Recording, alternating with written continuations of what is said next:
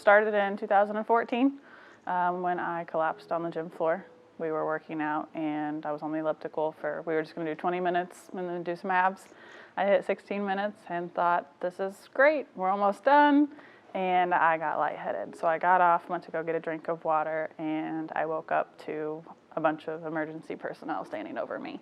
There happened to be an off-duty nurse sitting next to me, and she started chest compressions, called 911, they were there. They gave me a couple different doses of medications to try to slow the heart rate. It was at 216 beats per minute. That didn't work, so at this point we're on our way to the hospital.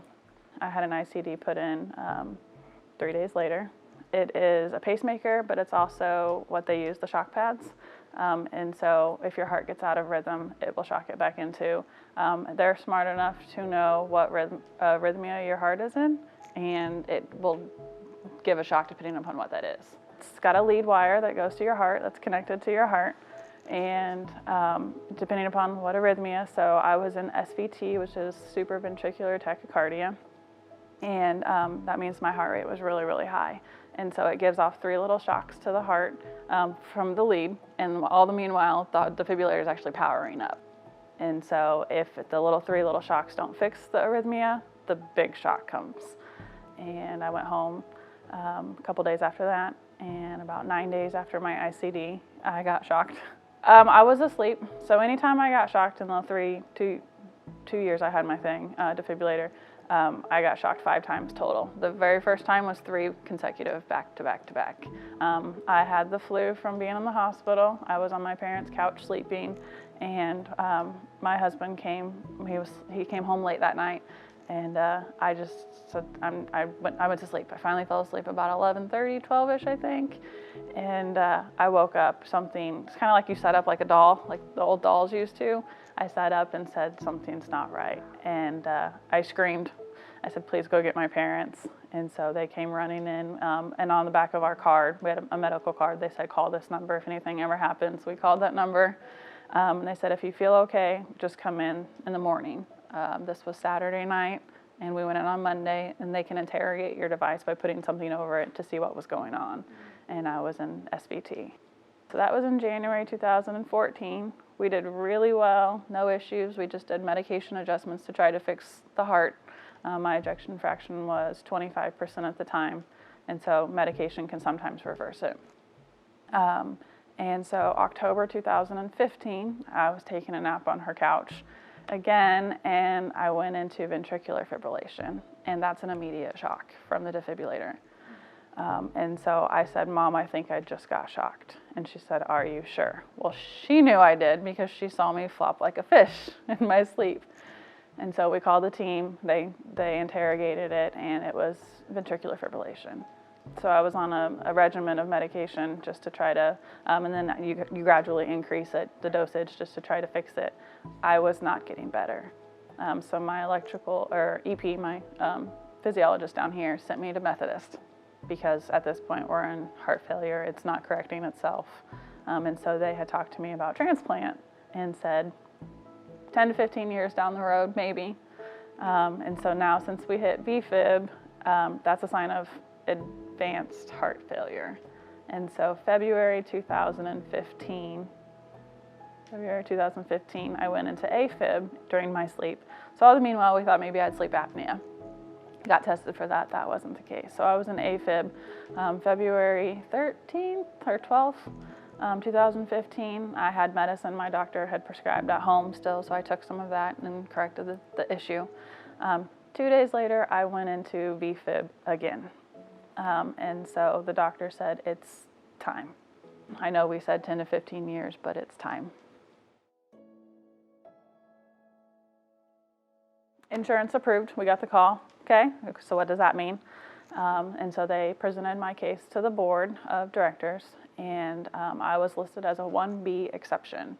So I was listed for 30 days. I was going to be listed for 30 days. If I didn't get a heart, then I would have to be basically reevaluated because I was having those ventricular fibrillation episodes. That's not good, they said. So June 15th, we're listed and didn't think anything about it. They told me about 1.5 to 2 year wait because of my blood type. And so You just go about living your daily life. We got the call June 30th at 9:24 in the morning, 15 days. So I'm working part-time at IU processing invoices at this point, and I was like working 1 to 5, I think. And so I had given my blood work the day before. It's an antibody blood work because it's part of your workup. And so I thought that they were just calling with the results for that. I was like, wow, you got the results really quick. And so I answered my phone, hello. She said, hi, is this Alexis? And I said, yes. And she said, I hope you don't have any plans today because we found a heart for you. And so I'm like, I'm sorry, who is this? Because I was very familiar with my coordinator, Cynthia, and it wasn't Cynthia who called. So the unknown really freaked me out. So I was like, can I please speak to Cynthia about this? Because it's not a prank call, but it's not the call you were expecting 15 days. My hospital bag's not ready. I'm not ready. I said, no, I'm too young. I'm healthy. And so they actually let me speak to my surgeon. I talked to Cynthia, and yes, it was a real phone call. There was a heart available. And so my surgeon said, we don't put you on the list because you're healthy. We put you on the list because you need a new heart. So 9:24, my bedroom overlooks our living room at the time. And so I fling my curtains open and I said, Mom, it's the hospital. They have a heart. I think she went and threw up. I have no idea. What do we do? I wanted to shower and shave my legs because that's important. You don't know how long till the next time you're going to do that. I had to call my husband to get him back home. My dad's in China on his way home, so he's not going to make it for the transplant. But you have 30 minutes from the time that they call to get to the hospital, like to leave, to get your bag packed and ready to go and then drive up there. So we had an hour drive, so we didn't have much time. It was hard. I had done really well for 2 years, keeping all my emotions inside, and I was ready for it. I knew I had a bad heart. I knew the potential that this was going to happen. Every emotion that I had deep down inside came rolling out. I'm too young. I don't need a transplant. You don't think of transplant at 24 or 25 years old. I'm too healthy. I was healthy my whole life. I didn't have a bad heart. And so I did. I had to face reality that I had a bad heart and I wasn't going to live. And so I knew the good outcome, I knew the bad outcome, and I knew the really bad outcome. And so this made it real. This meant that my heart was coming out of my chest and a new one's going in. Once I spoke to my surgeon and he said exactly what he said, we don't put you on the list because you're healthy, we put you on the list because you need a new heart. That was all I needed to hear. My anxiety disappeared and I was ready. We went up there, we got there about 11 a.m. and they do blood work to make sure that you don't have any infections or anything. And I had a room full of family and friends. My husband was there, my brother was there, both my parents, well, my parents are divorced, so my mom and my real dad were there. My stepdad's in China trying to get home. My husband's mom drove down there from Hobart, Indiana, and then I had some girlfriends come. I think they all needed anxiety medication because at this point, she's saying, yeah, at this point, I was okay. I was ready. I realized I was sick and I needed a new heart. And my doctor came in, Dr. Azam Hedi came in and apologized and said, I'm sorry I didn't quite make it clear to you that we don't know when hearts are going to become available. We know these are what we need to do to get you on the list, and you never know when a heart is going to become available.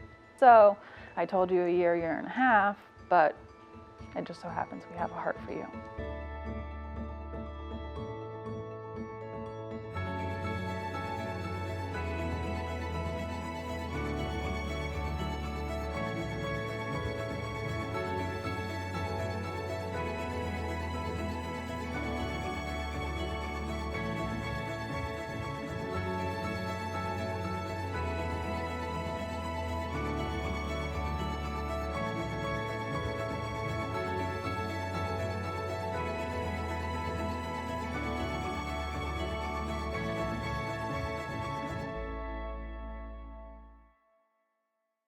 So I was home in 11 days. They would have been 7, but we had 4 dogs at home and I needed somebody to clean my house. So, because they wipe your immune system. And so I just said, can someone please vacuum before I go home with no immune system. So I was home in 11 days. So we just reached our 3-year mark this June, and we have traveled the world. I have shown, we know that she was a young female who was out of state, and she was a multi-organ donor. So we know that she saved 8 lives.